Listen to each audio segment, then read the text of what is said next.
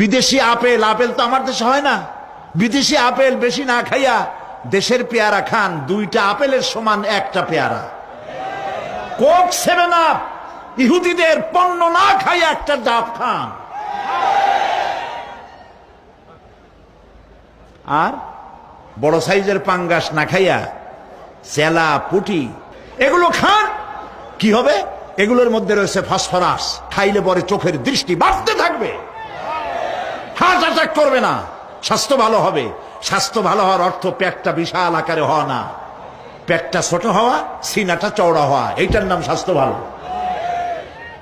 সেই জন্য আল্লাহ রাব্বুল আলামিন এই পৃথিবীতে মানুষগুলিকে সুন্দর করে সৃষ্টি করে তার খাওয়া, চলা ফেরা, ওঠা বসা সবকিছুকে একটি নিয়মতান্ত্রিক পদ্ধতিতে পরিচালিত করেছেন। এটা বুঝলে পরে কল্যাণ, না বুঝলে অকল্যাণ।